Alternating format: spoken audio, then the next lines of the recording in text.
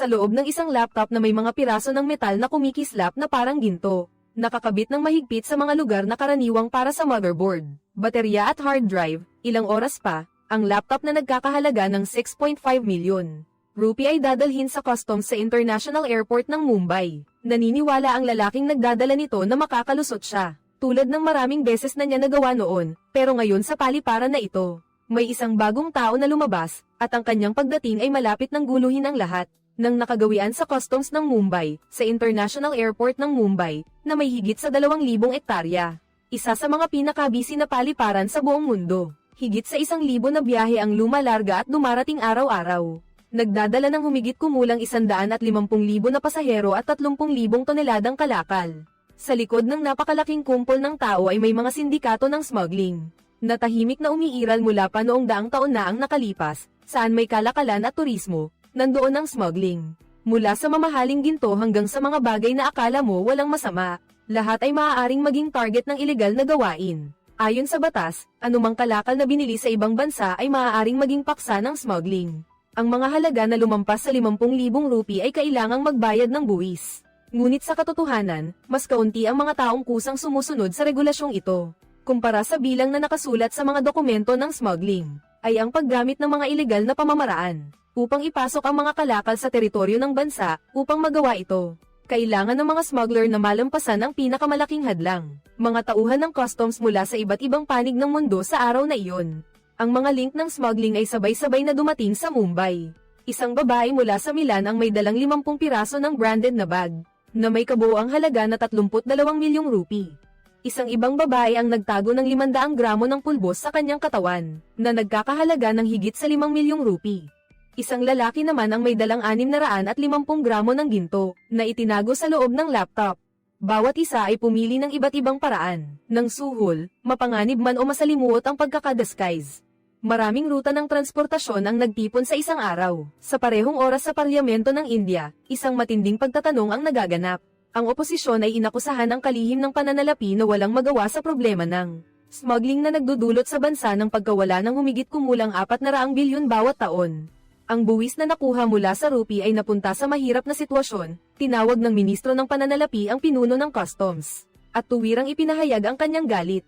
Ang pinuno ng customs ay nagbigay ng datos bilang pagtutol. Sa nakaraang taon ng pananalapi, nakumpiska ng customs ang 722 kilo ng ginto. Ngunit agad na tinanggihan ito ng ministro, na nagsabing may hanggang 300 toneladang ginto na pumasok bawat taon sa mga paliparan. Ang bilang ng nakumpiska ay maliit na bahagi lamang, hindi sapat upang itago ang kahinaan ng buong sistema. Bumawi ang pinuno ng customs sa pamamagitan ng pagtuturo na ang budget para sa intelligence ng customs sa India ay nasa 1 bilyong rupee lamang. Mas mababa ito kumpara sa ibang mga bansa. Ang mekanismo ng gantimpala ay naglilimita sa mga komplikadong proseso. Kailangang maghintay ng maraming taon ang mga empleyado bago makatanggap ng kaunting bonus. Samantalang ang isang smuggler ay kayang magbigay ng bilyon-bilyong rupee bilang suhol sa isang transaksyon. Agad na ginamit ng kalihim ng pananalapi ang pahayag na ito upang tanungin pabalik na nagsasabing ang chairman ng customs ay umamin sa kalagayan ng katiwalian sa loob. Hindi umiiwas ang chairman ng customs at tahasang inamin na ang problema ay hindi nakasalalay sa ilang individual. Ngunit sa buong sistema, nag-utos ang kalihim ng pananalapi na kinakailangan ng agarang aksyon. Ang media ay masusing sumusubaybay sa nalalapit na halalan at kailangan niya ng matibay na senyales. Ang Pangulo ng Customs ay inatasan sa loob ng 48 oras na gumawa ng listahan ng mga tapat na opisyal na may kakayahan at handang kumilos. Sa loob lamang ng 2 araw, natapos ang listahan. Ang mga batang opisyal na puno ng ambisyon ay agad na inilipat sa mga pangunahing paliparan. Sa buong bansa, ang International Airport ng Mumbai ay naatasan ng isang Assistant Commissioner. Si Brakas ay dumating ng isang araw ng mas maaga at mabilis na maghain ng isang ulat tungkol sa plano laban sa smuggling. Pagahe habang ang laptop ng lalaki ay dinadala sa X-ray. Kumaagad na humiling na buksan ang takip ng makina. Lumantad ang mga kumikislap na gintong piraso sa harap ng lahat. Nanghina ang lalaki at nagsimulang magpaliwanag ngunit naging walang saysay ang lahat ng kanyang sinasabi. Isang perpektong pag-aresto. Samantala, si Kuma ay sinamantala ang pagkakataon. Nagmungkahi siyang bumuo ng isang bagong koponan na binubuo ng 30 tao. Tinatanggihan ng nakatataas ang mungkahi, dahilan ay hindi maaaring baguhin ang personnel sa malaking bilang ng walang sapat na dahilan. Malinaw na noong oras na iyon ay may isang urgenteng tawag. Si Kuma ay inatasang salubungin ayon sa ritual. Isang espesyal na tao ang dumating mula Singapore. Ang nag-iisang biyenan ng isang makapangyarihang politiko. Ito ang taong hindi pwedeng suruan matapos malaman na si Siddharth ay kilala sa kasikatan, kay abangan, at palaging nakikialam. Agad siyang nagplano sa surveillance room. Pinapansin ni Kuma ang mamahaling relo na may diamanteng nasa kamay ni Siddharth. Nilapitan niya ang isang empleyado na nagngangalang Tapa at ipinakilala si Pagwa. Isang customs officer na galit matapos makipag-away sa pasahero. Pinigil si Siddharth sa green light, ipinakita ni Siddharth ang kanyang mapagmataas na ugali at nagmungkahi ng suhol. Hindi lang tumanggi si Pagwa, kundi dinadala pa si Siddharth sa isang kwarto na walang kamera. Nanghihimasok sa laban at humihiling na suriin ang tao, hanggang sa tumawag si Siddharth para humingi ng tulong, saka nabunyag ang insidente. Agad na nagdulot ng parusa si Pagwa at ang buong team sa border. Malinaw na ipinadala ang mensahe na sa susunod na 10 taon, walang sino man ang tatangkang sumingit. Hindi na muling lalapit ang lalaki matapos ang insidente kay Siddharth. Tinawag si Kuma upang sampahan ng kaso dahil sa naging palpak na pagtanggap ayon sa ritual. Mahinahon niyang ipinaliwanag na hindi pa siya opisyal na nanunungkulan. Hindi pa naibigay ng sistema ang access card at wala ring internal na komunikasyon. Nang nakuha niya ang numero ng telepono ng kanyang superior, napakalate na ng lahat ng bagay ayon kay Kuma. Ito ay isang serye ng mga pagkakataon dahil sa pagkakamali ng sistema at malas na pagkakataon. Bumantong hininga ang superior at sinisi si Pagwa sa hindi kinakailangang gulo. Samantalang nagbigay si Kuma ng ibang mungkahi, humiling siya na bawiin ang desisyon na suspindihin ang 3 empleyado, at nagmungkahi na gamitin sila bilang pangunahing tauhan para sa isang bagong koponan. Binasa ng nakatataas ang listahan na naglalaman ng 3 pangalan, Arjun, Mina, Ravender Gujjar at Matali Kamet. Kumpirmadong walang personal na ugnayan sa kanila. Alam lamang ang kanilang mga kakayahan sa propesyon ngunit sa katotohanan, siya ay nagsagawa ng masusing pagsisiyasat. Si Arjun ay dating mahusay na empleyado ngunit sinuspinde dahil sa hindi pagtanggap ng kompromiso. Si Ravender ay nagmula sa pamilyang nabubuhay sa pamamagitan ng suhol. Ngunit siya mismo ay matigas ang puso na hindi tumanggap ng maruming pera. Si Matali Kamath ay kilala sa kanyang kakayahan sa pagtatasa ng mga kalakal. Ang smuggling ay makikita lamang sa mata mula sa mga anti-gang bagay hanggang sa mga limitadong edisyon. Lahat ng 3 ay nagbayad ng presyo para sa kanilang integridad. At higit sa lahat, wala na silang ibang daan, ang listahan ng mga naaprobahang tao ay 3 tao ang ibinalik sa tungkulin. Naabot ni Kuma ang unang layunin, inalis ang bahagi ng lumang kapangyarihan at nagbukas ng daan para sa bagong Team 5. Habang siya mismo ay nananatiling mukhang walang sala, na para bang lahat ay resulta lamang ng pagkakataon ng sitwasyon. Kaagad pagkatapos, tinawag ni Kuma ang 3 sa opisina. Diretso siyang pumasok sa usapan, ang kanyang misyon ay linisin ang mga aktibidad ng smuggling sa paliparan. Mumbai at kailangan nilang sabihin ng malinaw na bago sila pumunta dito. Nalaman niya ang tungkol sa kakayahan at dahilan kung bakit sila nasuspend. Unang beses matapos ang mahabang panahon, naramdaman nilang may isang tunay na nakakaintindi sa kanila. Si Kuma ay nangako na basta't susunod sila sa mga patakaran, lahat ng magiging resulta ay siya ang haharapin. Para sa mga taong iniwan dahil sa prinsipyo, ang pangakong ito ay nangangahulugang maaari nilang muling gawin ang mga bagay na dati nilang ipinagbawal. Pagkatapos, inanunsyo ni Kuma ang tunay na layunin ng kampanya, sirain ang pinakamalaking sindikato ng smuggling sa Mumbai, ang Chaudhary Group. Ipinakita niya ang mga dokumento tungkol sa organisasyong ito na si Chaudhary ay isang pandaigdigang imperyo ng smuggling, na aktibo sa London, Gitnang Silangan, Ethiopia, at Bangkok. Ang namumuno ay si Bazde Chaudhary na namamahala sa buong network mula sa Milan. Sa likod ng imperyong iyon ay isang trahedya, si Bazda at ang kanyang kambal na kapatid na si Hota ay lumaki sa kahirapan. Si Hota ay pumasok sa ilalim ng lupa upang suportahan ang kanyang kapatid sa pag-aaral. Umaasa na isang araw ay ilalabas siya ni Bazda sa isang marangal na buhay. Nang magtapos si Bazda bilang isang inhinyero, si Hota ay pinatay sa isang ambush. Sa harap ng kanyang kapatid, sinunog ni Bazda ang lahat ng kanyang mga diploma. At nagpa siya na ipagpatuloy ang daan na iniwan ni Hota. Mula sa sandaling iyon, ang katarungan sa kanya ay lubos na naituwid ng galit. Nagsimula si Bazda sa paghihiganti sa mga taong may kinalaman sa pagkamatay ng kanyang kapatid.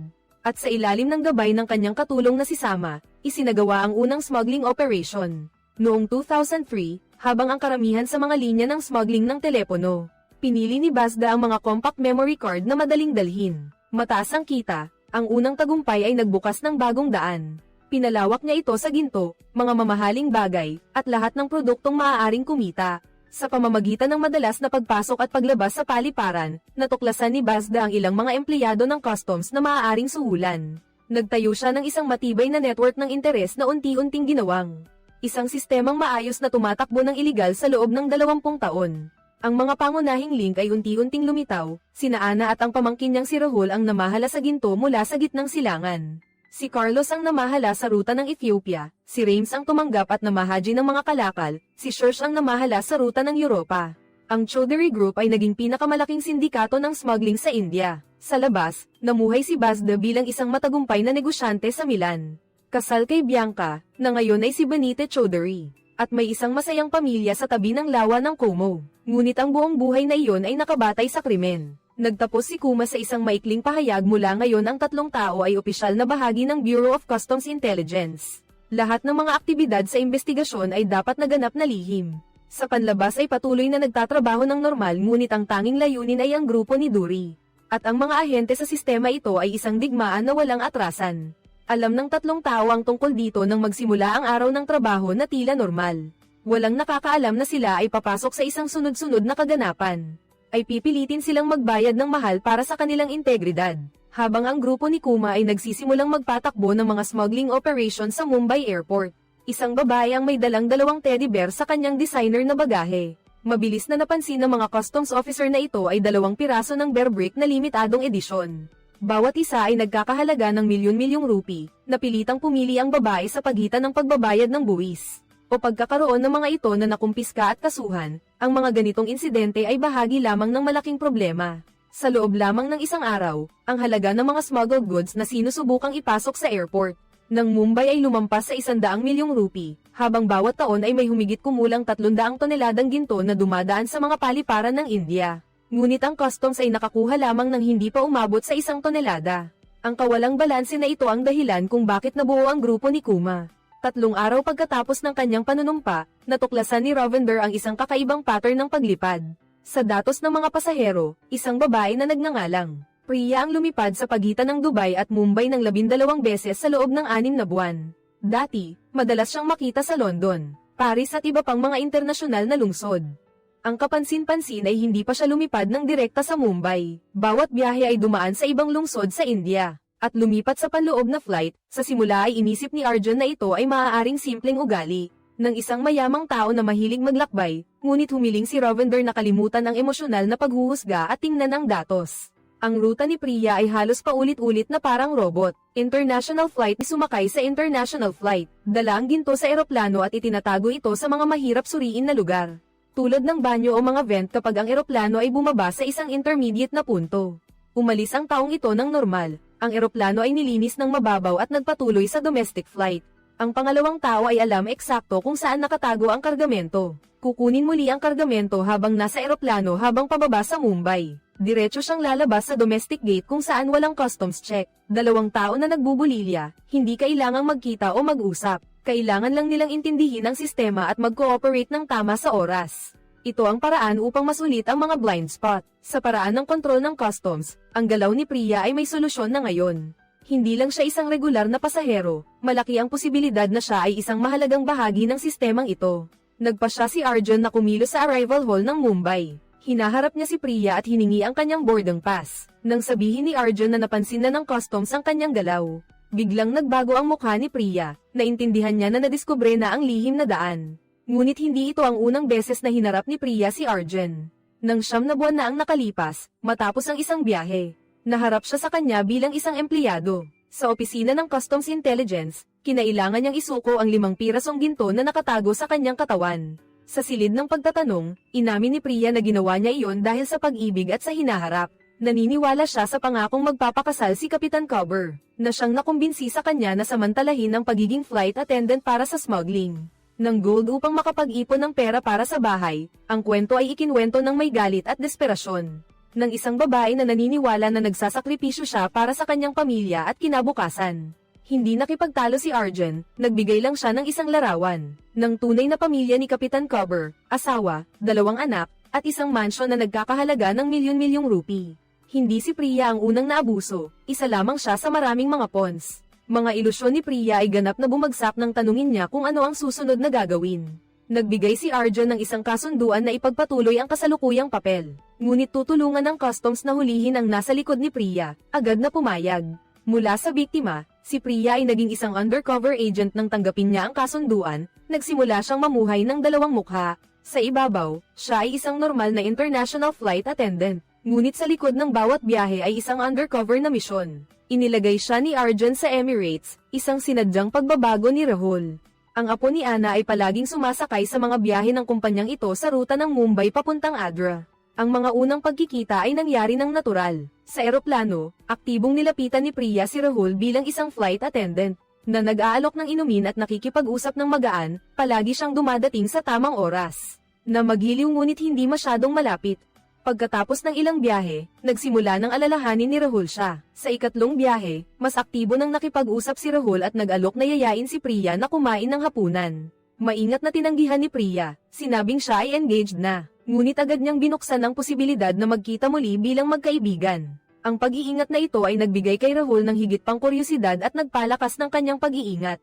Ang unang pagpupulong ay naganap sa Adra, ipinakilala ni Rahul ang kanyang sarili bilang internasyonal na tagapag-export. Si Priya ay tila humahanga at sinimulang hindi sinasadyang ikwento ang isang insidente. Nang pagkakahuli sa smuggling na kanyang nasaksihan sa paliparan. Isang babae ang nahuli na nagtatago ng 10 kilo ng ginto sa kanyang katawan.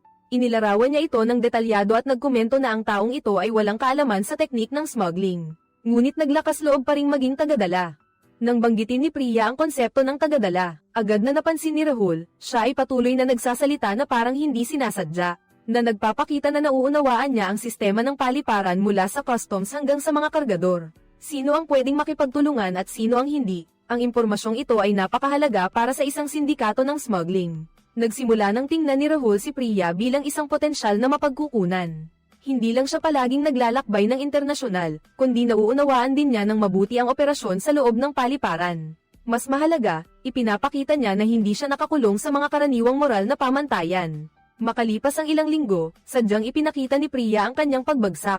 Sabi niya na tinatakot siyang tanggalin sa trabaho at kasalukuyang nakansela ang kasal niya. Pinapalakas ni Rahul ang loob niya at nangakong tutulungan siyang malagpasan ang mga pagsubok. Sa mata ni Rahul, si Priya ngayon ay isang babaeng walang naiwang paraan palabas. Ideal na tao para sa recruitment, dinala ni Rahul si Priya upang makipagkita kay Anna. Pinuno ng network ng smuggling ng ginto sa Adra. May posisyon si Anna bilang isang patron sa lugar. Nagbibigay ng trabaho sa maraming tao sa pamamagitan ng kanyang kumpanya ng recruitment. Ngunit sa likod ng pader na iyon ay isang sopistikadong sistema ng smuggling. Kasama si Shirsh, ang kanyang kanan. Ang kamay na kanan ni Anna, laging alerto. Si Priya ay mapagkumbabang kumilos, mas maraming nagmamasid kaysa magsalita. Matapos ang maraming buwan, unti-unti niyang nakuha ang mga internal na dokumento. At ipinadala ang lahat ng impormasyon kay Arjun, kabilang ang listahan ng mga undercover na customs, na nagtatrabaho para sa korporasyon kasama ang dalawang bagong paraan ng smuggling. Ang unang paraan ay itago ang ginto sa frame at katawan ng malita. Ang isang check-in na malita ay maaaring maglaman ng higit sa 5 kilo ng ginto, at ang carry-on na bagahe ay may karagdagang 3 kilo. Ang pangalawang paraan ay mas sopistikado. Gawing pulbos ang ginto sa pamamagitan ng kemikal na reaksyon, ang pulbos na ito ay hindi natutukoy ng mga scanner, at maaaring ibalik sa ginto pagkatapos lumampas sa hangganan. Nalaman ni Arjun na kung umaasa lamang sa tradisyonal na pagsusuri, hindi kayang makahabol ang customs sa antas ng paglikha ng grupo ng mga smuggler, kailangan ng isang bitag na sapat na malaki upang pilitin ang kalaban na magpakita. Nang iminungkahi ni Arjun ang plano, malinaw din niyang sinabi kay Priya na pagkatapos ng aksyong ito, hindi na siya makakapagpatuloy sa Adra kapag nahuli na ang insidente. Tiyak na hahanapin ng grupo ang mga especially iya. Alam ni Priya ang panganib ngunit tinanggap pa rin na magpatuloy. Kasabay nito sa Milan, isang kargamento ng mga microchip na nagkakahalaga ng bilyong rupee ay ninakaw mula sa sasakyan ng transportasyon at mabilis na dinala sa bodega ng grupo. Inutusan ni Bas de Chaudhary na ihanda ang isang hindi pa nagaganap na operasyon. 500 kilo ng ginto, libo-libong high-tech na microchip, at 12 mga maluhong bagahe ang dadalhin sa Mumbai sa parehong araw. Si Priya ang direktang kasangkot sa pagdisenyo ng plano. Ang ginto ay nahahati sa pamamagitan ng mga domestic flight, itinago sa mga bagahe at sa ilalim ng mga upuan ng pasahero. Ang pulbos na ginto ay ipinamamahagi sa maraming tagadala. Lahat ng panganib ay naisip upang walang sino man ang magkaroon ng buong operasyon. Si Shirsh ay patuloy na nakakaramdam ng pagkabahala. Humiling siya kay Rahul na magbantay. Mahigpit na bantayan hanggang sa ligtas na maibaba ang mga kalakal. Kahit na may kumpirmasyon mula sa inside man ng customs na ang shift noong ika-24 ay ganap na nasa ilalim ng kontrol, ang kutob ni Shirsh ay nagbigay ng babala ng panganib sa kabila. Nakatanggap din ng impormasyon si Arjun at ang kanyang koponan. Noong ika-24, ilulunsad ng Chaudhary Group ang pinakamalaking operasyon sa kasaysayan. Ito ang tanging pagkakataon upang tapusin ang lahat. Ang ika-24 na ay nagsimula bilang isang karaniwang araw sa Mumbai International Airport. Sa sistema ng shift, karamihan sa mga posisyon sa inspection ay pinamamahalaan ng mga dating empleyado.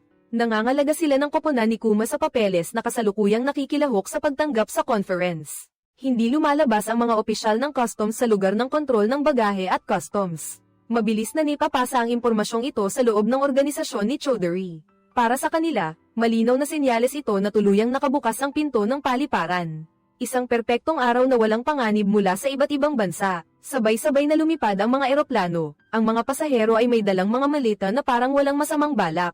Mga bag na may kasamang mga instrumentong pangmusika, mga kahon ng kagamitan sa entablado, at pati na rin ang mga domestic flight na sunod-sunod. Lahat ay nagdadala ng bahagi ng malaking operasyon. Ang ginto ay nahati sa pulbos na ginto na nakakalat sa microchip. At ang mga mamahaling bagay ay nakatago sa ilalim ng pangalang. Grupo ng mga artist sa Andhra Pradesh na umalis sa lugar ng pagtitipon ayon sa plano. Bago bumaba ang unang eroplano kahit na sinusubaybayan siya ni Rahul. Sa kabila ng masusing pagmamasid, nanatili siyang kalmado bago umalis. Nagpadala si Priya kay Arjun ng 2 huling listahan. Ang listahan ng 52 na kalahok sa transportasyon at ang listahan ng mga upuan. Kung saan ang mga kalakal ay nakatago sa ilalim, ito ang pinakamahalagang piraso upang makumpleto ang bitag. Sa Mumbai, tahimik na nagtipon si Arjun at ang kanyang grupo. Habang ang unang biyahe ay bumaba na, lahat ay maayos pa rin. Nagsimula ng maniwala ang mga smuggler na matagumpay na nila ang kanilang plano. Sa susunod na domestic flight, habang naghahanda ang mga surir na umalis sa terminal. Nang hindi dumaan sa customs, biglang dumating ang grupo ni Kuma. Ipinatupad ang pagbabago sa shift sa huling sandali. Agad na isinara ang mga control point. Bawat pasahero sa listahan ay siniyasat. Dinagdag ang bag na binuksan ang frame ng bagahe. Tinadtad ang plastic at metal na takip. Nakita ang mga gintong bar na nakalantad sa mga upuan ng pasahero. Bawat pakete ay kinuha ayon sa tamang impormasyon. Ibinigay ni Priya ang mga kahon ng kagamitan sa entablado na binuksan ng selyo.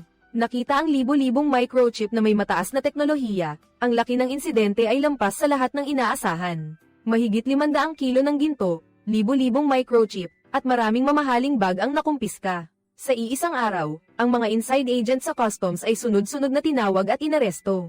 Direkta sa lugar, natanggap ni Rahul ang masamang balita, ang plano ay ganap ng bumagsak. Naiintindihan ni Shirsh na tama ang kanyang kutob, si Priya ay nawala noong mismong desisyon. Sa Milan, tinanggap ni Bazda ang huling ulat tungkol sa network na kanyang itinayo. Nauntog ang 20 taong operasyon sa isang araw lamang. Ito ang kauna-unahang pagkakataon na humarap ang kanyang imperyo sa tunay na pagbagsak. Sa Mumbai, nakatayo si Kuma at pinapanood ang buong operasyon. Hindi siya nagsasaya. Hindi lang ito isang pag-aresto. Ito ay isang pahayag na tapos na ang lumang kaayusan. Ang mga smuggler na naniniwala na maaaring manipulahin ang sistemang ito ay nagkamali. Ngayon ay kailangang harapin ng ibang katotohanan. Natapos na ang operasyon noong ika-24, ngunit ang mga aftershocks nito ay nagsisimula pa lamang.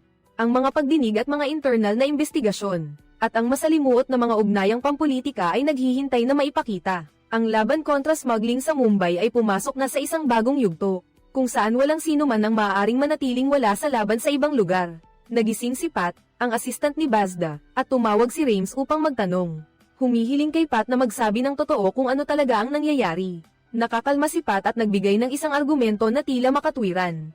Kung talagang nais ng customs na magtayo ng kaso, dapat ay inaresto na nila siya sa paliparan kahapon. Tumahimik si Rames at nag-isip, pagkatapos ay pansamantalang naniwala siya at pinayuhan si Pat na manatiling tahimik sa kanyang lungga sa magdamag para sa kaligtasan.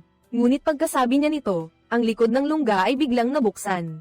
Pumasok ang armadong grupo at kinontrol ang lahat, may isang tao na lumapit kay Pat. Ipinaliwanag na ito ay utos ni Arjun upang matiyak ang kaligtasan ni Pat. Noong panahong iyon, doon lang naisip ni Pat ang buong sitwasyon. Sadyang pinabayaan ng customs na maipit siya sa kanyang lungga, upang pabayaan ng grupo ng smuggling ang kanilang pagbabantay, naghihintay sa huling pagsalakay. Sa kabilang dulo, narinig ni Rames ang ingay at agad na naintindihan na may malaking bagay na nangyayari. Kinabukasan, muling nagkita si Priya at Arjun, 9 na buwan na naglilihim, maraming beses na naglakad sa hangganan ng buhay at kamatayan. Sa huli, natapos din ito, sumabog ang media. Para bang sumabog ng kanin, 500 kilo ng ginto, 2,500 chip GPU, 100 kilo ng droga, kasama ang mga relo at mga branded na bag. Higit sa 60 tao ang nahuli. Ang kabuuang halaga ay 12 bilyong rupees. Bagong record para sa customs sa Mumbai. Nakatingin si Bazda sa balita, mapatla ang mukha. Sa pagkakataong ito, hindi na ito maliit na isda lamang. Ngunit ito ay isang butas na maaaring magpabagsak sa buong imperyo. Kung hindi siya tutugan sa mga interview. Lumabas si Kuma na may kalmadong boses, pinuri ang grupo at nagpasalamat sa leader. Nagkomento ang host na kung ganito karami ang nakumpiska sa isang araw. Ganoon na lamang kalala ang dami ng ginto na iligal na pumapasok sa India. Sa ilalim ng lupa, iniulat ni Ana kay Bazda. Si Rahul ay naabutan at umalis sa lugar, ngunit hindi mapigilan ni Ana ang kanyang galit. Tiniyak na siya ay natrap ng customs at tinawag si Priya bilang traidor. Inaalok ni Ana na dapat magbigay ng halimbawa sa pamamagitan ng karahasan upang maibalik ang takot. Malamig na tinanggihan ni Bazda ang pag-atake sa mga kawani ng gobyerno bilang isang kahangalan. Isinara niya ang isang pahayag na nais niyang sagutin ni Priya Ana na may mga tao siyang pinapadala upang magmasid. Sa opisina ng kanyang nakatataas, tinawag si Kuma upang purihin. At biglang nag-utos na dapat agad lumipad si Kuma patungong Bangkok ngayong gabi. Bilang kapalit na tao para sa pulong ng mga ministro, medyo naguluhan si Kuma ngunit tinanggap pa rin ang tungkulin. Sa kanyang kalooban, may bahagyang takot na lumitaw matapos ang malaking operasyon. Nasa pinakamasiglang yugto ng interogasyon at investigasyon. Muling napadpad sa isang emergency. Swerte namang nasa parking lot si Arjun na escort si Priya palabas ng paliparan, isang undercover. Sa customs, agad nilang ipinagbigay alam ang tungkol sa mamamatay tao na humaharang. Ngunit biglang nagpakita si Matali at maayos na naresolba ang sitwasyon. Inasahan ni Arjun na lalabas si Priya, pero ginagamit lang siya bilang panakot. Tunay na nailipat na si Priya sa isang ligtas na bahay ng maaga. Nang gabi na, nagdaos ang grupo ni Arjun ng isang salo-salo. Pumasok si Pat at ipinahayag ni Arjun na siya ang pinakamahusay na manlalaro sa kampanya. Nagtapikan ng buong silid, habang si Pat ay ngumiti ng may pait, na parabang isang bayani, na nangangahulugang nawalan siya ng 5 milyon. Ngayon, kailangang umutang para sa anak na pupunta sa Canada. Isang biro na may kasamang nakikiramay na tawa. Alam ng lahat na sa trabahong ito, ang tamang tao ay kadalasang nalulugi. Batay sa isang batang empleyado na nagtatanong tungkol sa limitadong bonus. Ang sagot ay ilang dekadang milyong rupi na parang suntok na tumama. Nanganganib sa buhay, nagplano ng buwan ng kampanya para sa record. Ngunit ang bonus ay maaaring maliit kumpara sa pera ng nagbigay ng impormasyon o ng kriminal. Lahat ay tumawa at pagkatapos ay tahimik. Lahat ay nagtatanong kung bakit pinili ang daang ito ngunit kailangan pa ring magpatuloy. At ang sagot, kahit na iba-iba ang bawat tao, ay nagtatagpo sa isang punto. Kailangan may taong nakatayo para sa katarungan kapag nagtataka ang lahat kung bakit hindi dumating si Kuma. Arjun sinabi na dinadala siya sa Bangkok, pinanatili niya ang malamig na tono. Ngunit nagsimula nang pumasok ang pagdududa. Kinabukasan pumasok si Arjun sa silid ng pagtatanong. Pinilit ang dalawang sospek na aminin ang pagtanggap ng droga at ibunyag ang nasa likod nito. Ginamit niya ang marahas na paraan dahil sa madali ang panahon, pinayuhan siya ni Ravender na huwag mag-iwan ng bakas na maaaring magdulot ng gulo sa korte. Malamig na sabi ni Arjun na may mga dokumentong medikal na pangangalagaan sa mga magiging epekto. Ngunit tiyak na kailangang makuha ang salaysay, humiling si Arjun. Nag-video si Pat bilang isang psychological na taktika, banta na ipapakita sa buong barangay at pamilya ng sospek. Habang nakatakdang habaran ang kanilang dangal, isang taong nagngangalang Mukam ang bumigay at nagsalita. Sinasabi niya na ang linya ni Bazda pag-uwi sa Mumbai ay pinamumunuan ni Rames sa pagbebenta. At tinatawag siyang ikalawang boss. At nang tanungin kung sino ang pangunahing boss, nagbitiw si Mukam ng isang nakababahala na salita. Habang si asawa ko ay nasa Bangkok, si Kuma ay kakarating lang sa hotel nang makatanggap ng tawag. May isang tao na naghihintay sa labas ng kwarto kasabay ng tawag ni Arjun na nagbalita. Na nakakuha sila ng isang pahiwatig na direktang may kaugnayan kay Bazda. Pinayuhan ni Kuma na manatiling nakikipag-ugnayan, pagkatapos ay dinala si Kuma sa rooftop at nakipagkita kay Bazda. Sabi ni Bazda ng diretso, hindi niya iniimbitahan si Kuma sa kahit anong pagpupulong. Gusto lang niyang makipagkaibigan, nagtatag siya ng isang malamig na loika, hindi niya sinisira ang kaayusan. Pinapangalagaan niya ang kaayusan, maraming pamilya ang umaasa sa sistemang ito. Ang galit ay nag-aaksaya ng oras, habang ang pera ay kayang bilhin ang lahat. Pinagbabantaan niya ang kanyang sistema na may kinalaman sa kabuhayan ng maraming tao. Kaya't hindi niya alam kung hanggang saan ang kanyang gagawin para protektahan ito. Sumagot si Kuma ng may nakakatakot na kalmado. Tinanong niya si Bazda kung naiintindihan nito kung ano ang isang bansa. Ang bansa ay mas malaki kaysa sa anumang sistemang kriminal, kailangan ni Bazda ng 10 hanggang 20. Mga opisyal na nakikipagkompromiso para patakbuhin ang sindikato, ngunit ang bansa.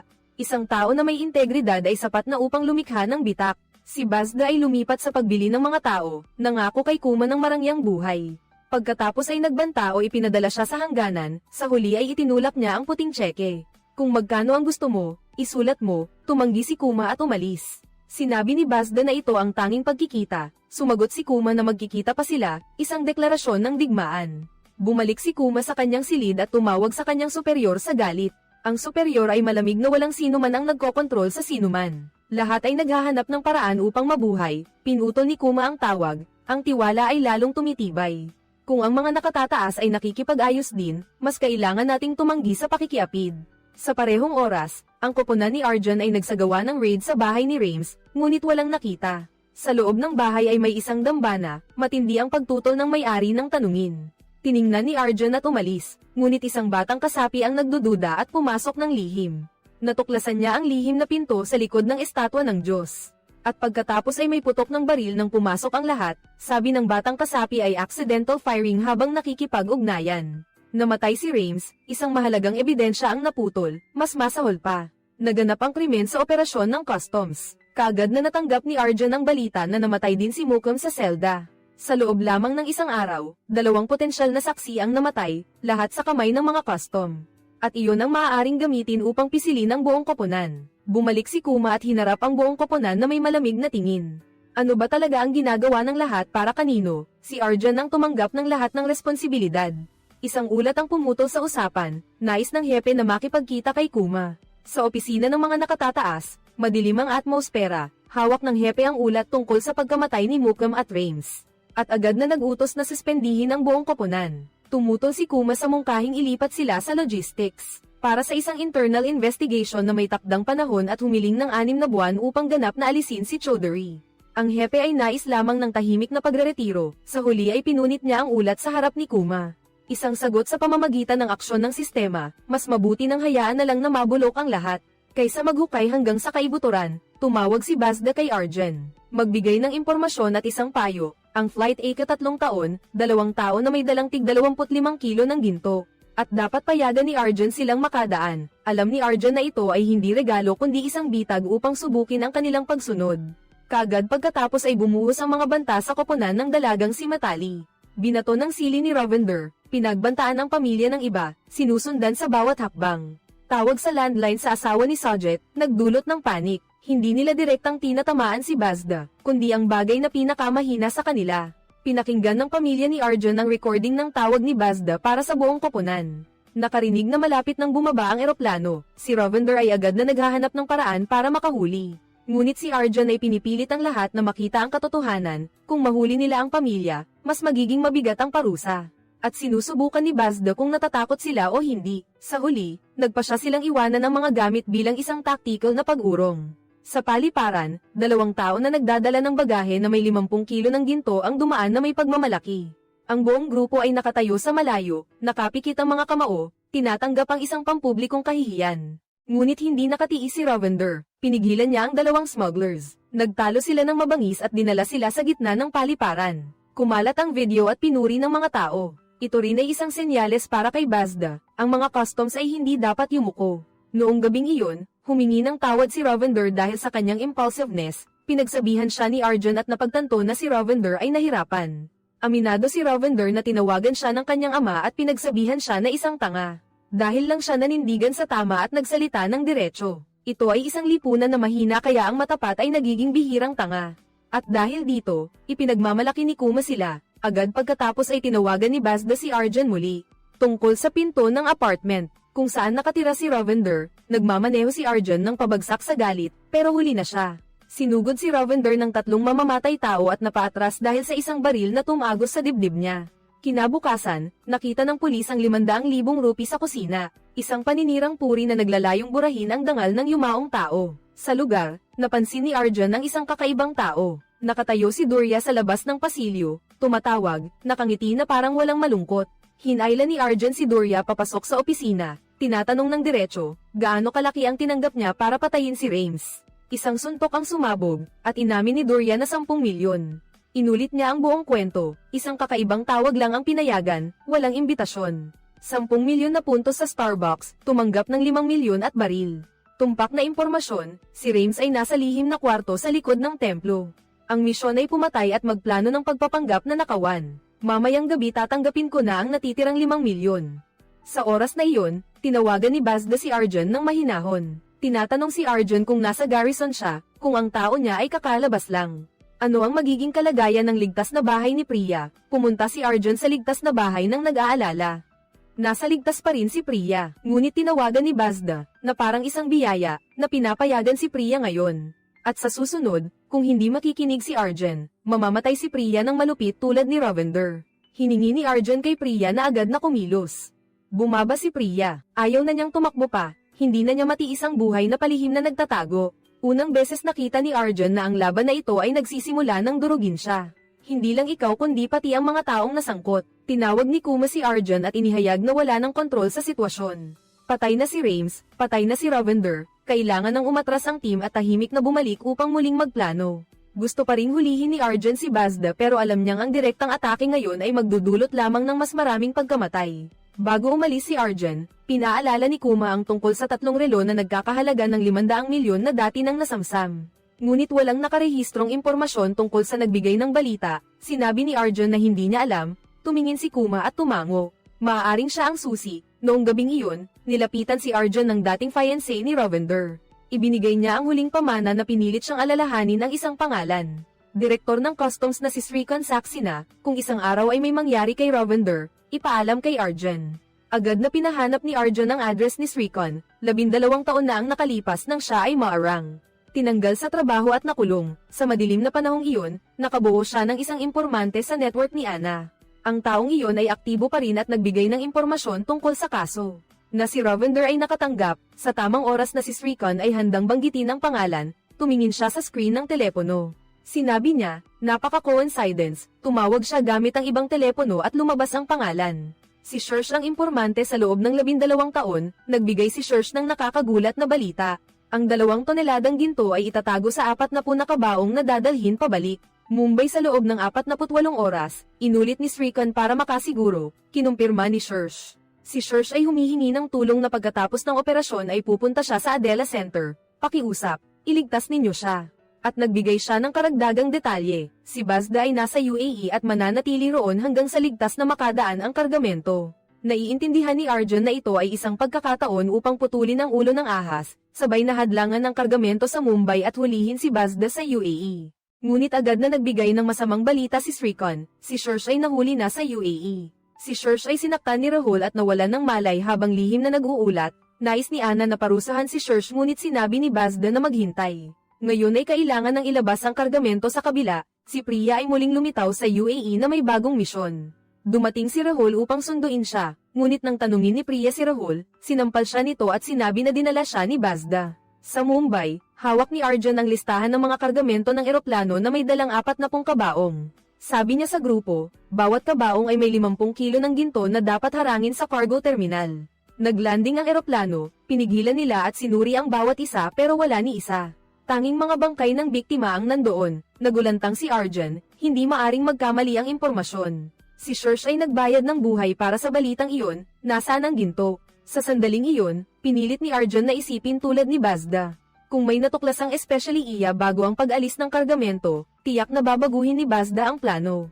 Ngunit kailangan pa ring umalis ang 2 toneladang ginto, anong paraan ang gagamitin ni Bazda? Tumingin si Arjun sa isang ibang eroplano. Na lumapag 2 oras na ang nakararaan, tinanong niya kung nasaan ang kargamento doon. Ang sagot ay nasa bodega bilang 2, puro diplomatic cargo at mga gamit sa bahay.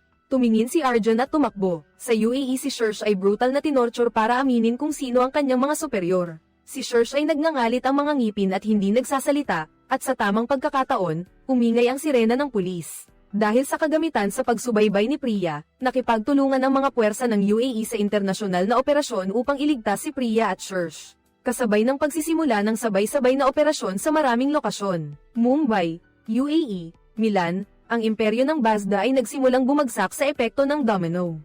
Sa warehouse number 2 sa Mumbai, naroon na si Kuma. Pinaalis niya ang security staff at sinabing siya na ang mag-check. Ang diplomatic cargo sa loob ng furniture padang ay 2 toneladang ginto. At ito rin ang ebidensya ng pakikipagtulungan ni Kuma kay Bazda. Kapag nakalusot ang kargamento, makakatanggap si Kuma ng 20%. Naghahanap pa siya ng dahilan na ito ay isang hindi pagkakaintindihan ngunit lumapit si Matali at sinampal siya. Sa sampal na iyon ay ang larawan ng kanyang anak na babae na nahagisan ng chili powder. Ito ang mga araw na siya ay pinapalayas habang si Ravender ay nakahiga. Ay ang hustisya na ibinenta. Ang media ay sumabog sa mga ulo ng balita. Ginto na nakatago sa mga diplomatikong kargamento, isang nakakagulat na pagkakahuli. Si Arjun ay pinuri bilang isang bayani, ang kwento ay nagtatapos sa isang katotohanan na hindi maganda. Ang smuggling ay hindi mawawala, gayon din ang korupsyon. Ngunit sa ngayon, ang hustisya ay nanalo ng isang malaking laban. Si Arjun ay lumabas mula sa bodega sa ilalim ng sikat ng araw sa Mumbai, na naaalala si Ravender. Ang batang tinawag na tanga dahil sa pagtahak sa tamang landas. At nauunawaan niyang minsan, kailangan ng mundong ito ng ilang mga tanga tulad niya, upang ang huling hangganan ay hindi mawala sa dilim.